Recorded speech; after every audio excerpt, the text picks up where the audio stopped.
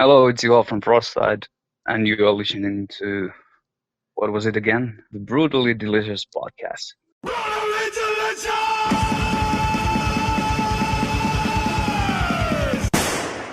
Hey, you're listening to the Brutally Delicious podcast. I am Bruce. I'm Chris. And once again, we're going back to Finland. It seems that we're spending most of today. We're going to speak with Frosttide. Okay, and who are we speaking with from Frosttide? So today we are speaking with Juho. Who? You I cut out. You cut out, so I didn't see it. Oh, I thought you were being funny because I said who. It's vocalist and guitarist Juho Patinen, I'm going to say. I probably butchered it, but... Okay, wait a second here.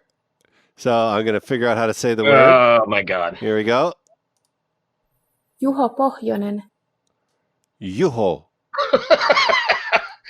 God almighty. Pohjonen. I guarantee nobody listens past the first 3 minutes of this freaking podcast. I was thinking we should save our banter for later because as soon as they hear our voices, they're like, fuck. I can't do this anymore. I wanted to listen to the band, not this fucking asshole bunch of pricks. Nice. At any rate, again, this is another band I wasn't familiar with until this morning or last night or whatever when I started doing research. And holy bejesus. Three-piece. They call themselves three-piece melodic folk metal, but I'm calling them a blast in the face. This is hard and heavy, well-produced shit. Oh, yeah. I don't know what's going on in Finland, but I want to go. Yeah. Because, or at least like import some of it over here to Virginia or something. Yeah, I mean, there's a lot of good metal here too, but man, oh man, there's something in the water in Finland. I don't know if it's because it's fucking cold and dark all the time that they just say, fuck it, let's play some metal. Right. But damn, it's good stuff. How do you describe this? Like melodic metal? Yeah, I think it's definitely extreme. I mean, it's pounding. Yeah, at first I was like, oh, this is going to be like a power metal thing, and then it wasn't. No, far from it. Yeah. What I like about it is we're in Finland most of today with a Finnish record label or some kind of record label from overseas, and we're spending a lot of time with these interviews in Finland, but there's some good stuff coming out of there. Man, like they said it's like 1,500 kilometers. Yeah. And it's like, how many more good bands can there be? I mean, like, that's like, I think it's probably just barely bigger than the state of Virginia. Yeah, but man, if you look at like a lot of the stuff that I listen to comes from there. Yeah. And I mean, even on the boat, a lot of the stuff comes from, there's a lot of shit that comes out of Finland for sure. Oh yeah, absolutely. So these guys are a three-piece melodic folk metal band. That's what they're calling themselves. Whatever. I didn't see the folk in it, but... I have not seen the folk in it either, but holy cow, they're good. Hey, they have a picture of them on 70,000 Tons. What? On gallery? Yep. Yeah, I'm looking at pictures and... Huh. Let's see. Greetings from the independence of the sea. Oh, no, this is... All right, I'm missing something. It's the wrong band? No, it's stupid. No. So they're I don't know what their connection is. They got pictures of them in Trollfest and Finn Troll, all these Finnish metal bands. I'm reading their bio. I don't see. Oh, the band plays shows as a support act with Korpiklani, as well as performing Numi Rock 2012 Metal Festival together with the likes of Sabaton and Fear Factory. Oh, nice. Well, cool. I just love that how heavy it is and how, again, heavy and super well produced. That makes it even better. Oh, yeah. They tour with Insiferium, Tyresis, Equilibrium. Nice. And it looks like they play with Korpiklani and Fintroll quite a bit. That's pretty cool. Yeah. Both of those bands I love. So Korpiklani is one of my favorites. I love them. Oh, they're so fun. And real quick story, Yanni, however you pronounce his name, but he did my first, he was the first guy to send the recipe for my cookbook like 10 years ago. Oh, really? For those about to cook. And he sent this like Finnish recipe where they cook, he called it reindeer, but I guess any deer works. cook it deer with like a bunch of root vegetables in like a 6-pack of Guinness in the oven for like 10 hours. Oh God, I bet you that's good. And I'm not a venison guy usually. I mean, I live in the heart of deer hunting country here, and I've never really tried. I mean, never really liked it, even though I've tried it a few times. Yeah. And then so every recipe that was put in the book, I tried before I put it in it. I was like, holy shit, this is great. Oh man, I'm gonna have to try that. There's so many freaking deer in this state. It is unbelievable. Oh yeah. Like that was one thing when I first moved here. I was like, I mean, I've seen a lot of deer in my life, but not like at first I thought, oh, they must be protected species because there's so many. Right. And they're not just like in the country; they're in the middle of the city, all over the place. They're everywhere. Oh yeah. I mean, I live in a semi-rural area, but it's still, sort of built up. And I mean, there's a target probably a mile from my house. Just recently, they had a deer that got into the sliding doors, like in the vestibule, and went crazy. And it had, I guess it was a male deer. It had a rack on its head, and it like busted all the windows out trying to get out. Oh my God. Yeah, no, I live like in the middle of a city basically. And if any place there's green space, especially in the summer and the evenings, there's deer everywhere. Yep. I took my brother-in-law golfing out here, and we went to this golf course up on the Potomac. Mm-hmm. And he was like, at what hole did you stop counting deer? And I was like, oh, probably hole 3. He's like, yeah. I got up to hole 4 and I was at 70, and I just said I can't count anymore. That's crazy. Yeah, there's so many. I actually hit one about 10 years ago. Coming home from work, I was working the midnight shift or the evening shift. Yeah. It was like 2 a.m, and I was just ripping down a country road doing like 60, and this fucker just jumped out. It totaled my car. I was fine, but it totaled my car. And then the stupid thing is alive laying on the side of the road, and the cop pulls up and he's like, "You want to take that with you?" What the hell am I going to do with it? I'm calling a tow truck for the damn car because it's wrecked. What am I going to do with this thing? Yeah. Well, did you have a gun to shoot it at least? So He did. He took care of it. He was going to take care of it and put it out of its misery, but I guess he didn't want to do the paperwork or call. So whatever. So yeah, I mean, I was like, no, I'm good. I just called somebody to come pick me up, and I went home. And yeah, that's one thing that's really weird around where I live. Like, you're driving down like a 4-lane regular street in the middle of the city, and there's dead deer everywhere. Yeah. Everywhere. And you get the turkey vultures with their heads stuck in their bodies, and they pull them out. Right up the bunghole, pulling out their intestines. So disgusting, man. Those birds are so disgusting. Those turkey vultures. But think about it. So me and Denise had this conversation recently. Think about it. Without those birds, your neighborhood would smell like oh, it's crazy. Yeah, like a rotting meat farm. The city doesn't clean it up. They just leave them. Right. So they either get run over and mashed into the ground, or the vultures get them. Yeah, like in Canada, if an animal gets hit, it's like taken care of by like the government. It's just like, okay, we'll clean it up and it's done. But down here, they just hit the deer, get it on the side of the road, leave it for the vultures. Yep. So here's one last thing before we talk about real music here, what we're here for. Yeah. I worked for the county that I worked in for a long time for the 911 center. They had this guy who collected deer for like the hungry. Yeah. And so when people called in and said, "Hey, I hit a deer," and it's, it was within like a 2-hour window or something, he would go no matter what time of day or night you'd call him, and he'd go pick it up and then do whatever, clean it up or however they dress it, and then give it to people, who didn't have food. Oh, that's a really good idea. Yeah. So he sometimes I called him like 3 a.m, and he would just go, "All right, I'm on my way," and grab his pickup and go pick it up and then do whatever he's going to do, which I thought was kind of cool. That's beautiful. Well, at any rate, it's about that time. Let's go ahead and get Juho, or however you pronounce it. Wait, hang on. Let's hear it again. Okay, 1 second.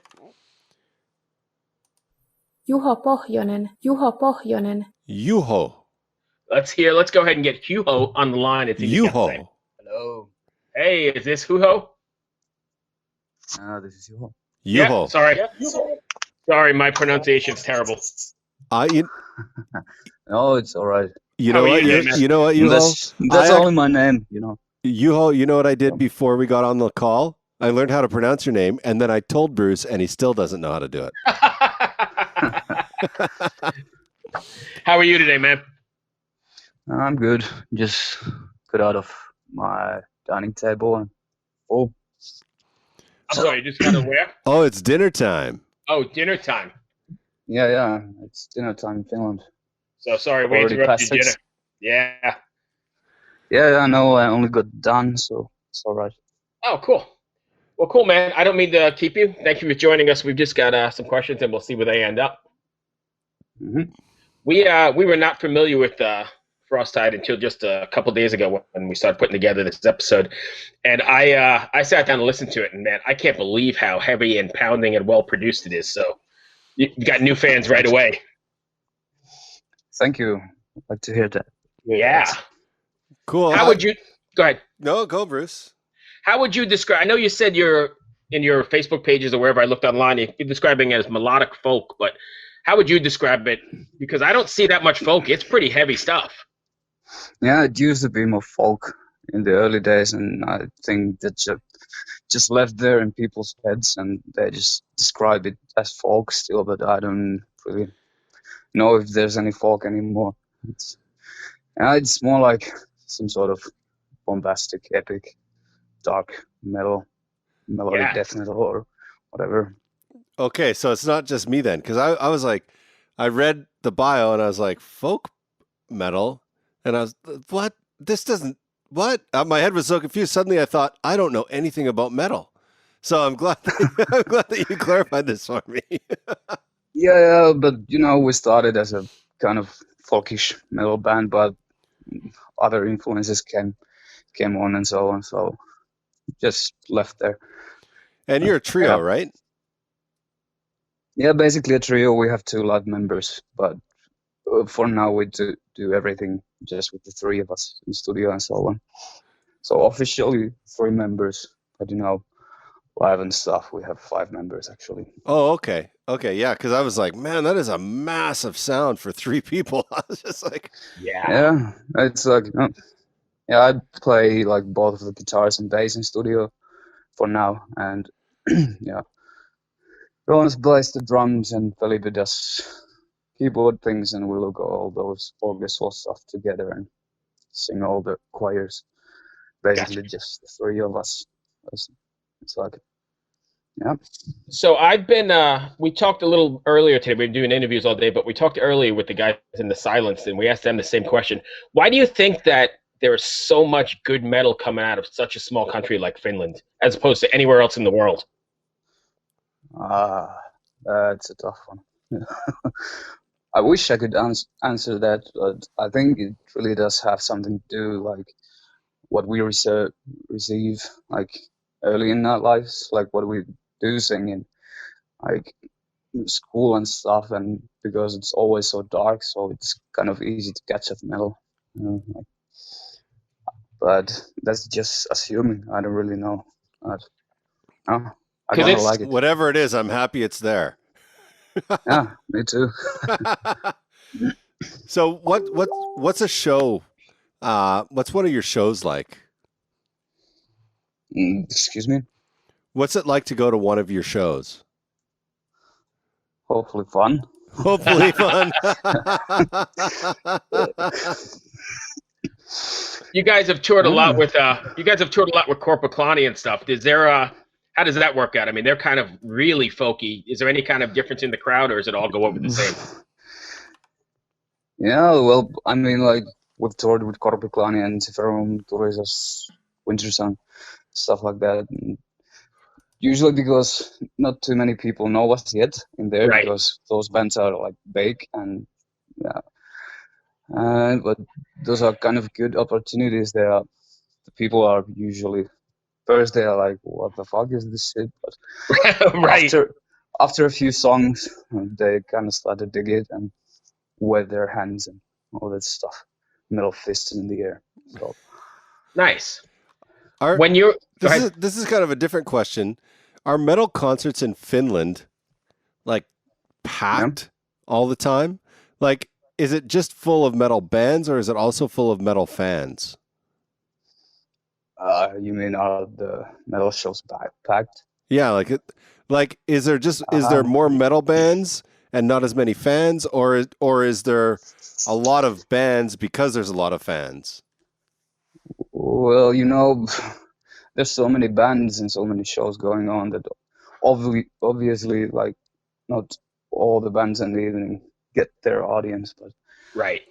well, big bands or even a bit smaller bands get their crowds there too. So people still like to go to concerts and stuff. And there's also always somebody that you know from another band or something like that. So even if you play in a band, you still go to see the shows. Most likely, I said, like, Rock Police or something. Right. Okay. So when you guys are writing, I know you said it's mostly the three. Are you guys all writing together in the the traditional sense, or are you guys bouncing things back and forth on the internet? Well, basically, I write the demos and then we start bouncing back the stuff. Felipe wrote one song on the EP now, and it's pretty much how it goes. So usually I have the main concept for the song or whoever writes it, and then we start kind of putting it together and spice it up. Are you writing with the live setting in mind? Are you writing like how the song is going to appear on stage, or are you writing a song just for the record's sake? Kind of both. I just write what sounds good, and then we have the trouble to make it to the album, and then we have the trouble to performing it live, because we didn't want to suck live, or like, how would I say it? It doesn't have to be exactly how it's on the record, but it has to work on both of them. And I don't really keep in mind that when I write stuff. It's just we worry about that later. That's right. Awesome. What's your feeling of so many metal bands these days using tracks live? I don't know. It depends. Kind of. For some it works. For some don't. We like to keep those as minimal as possible. Obviously, we cannot pull out those huge choirs and stuff live without actual choir. So right. That's pretty much there. But we got down like some orchestral things that don't necessarily need to be there, or Felipe can do them by himself. Felipe basically plays everything. So I'm wondering how can he do it with only two hands, but right. manages. Right. My wife says that about me sometimes. How do you do all this with only two hands? Are you guys planning? Yeah, exactly. Hey, are you guys planning on taking this out on the road? Excuse me? Are you planning on heading out on the road anytime soon? Not right now. I think we're more focused on the new album writing process and stuff, and that's gonna take a while. So when can fans expect the new record or new material? Well, we didn't do any like real plans yet to stick up to, but we're working on that. So hopefully maybe somewhere next year, late this year. Cool. We don't know yet, so I cannot promise anything. Oh no. Where can fans go and find your music? Do you have a website? Yeah, we do have a website, basically ourname.com. Okay. And of course, obviously Facebook, Spotify, YouTube, anything that, we are all over social media. So. Okay. So it's and the internet. Okay. Yeah. Perfect. Thank you for taking the time, man. I appreciate it. Thank you. Thank you. Have a good night, man. Hey, good luck with the record. Have a good night. Yeah, you too. Have a good day. Thanks. Right on. All right. Bye. Bye. All right, what is up? It is Pathos back again with another pick of the day right here on the Brutally Delicious podcast. Come to you from a secret bunker in an undisclosed location in fear for his life for the coronavirus. But here to comfort us, I have some amazing power/death metal, everything Dragon Force should have ever been. I give you Napalm Records' Crimson Shadows with their EP, The Resurrection, and this track you hear underneath me is Betrayed by Thy King. You don't hear a lot of power metal with death metal infused into it, so that instantly piqued my interest.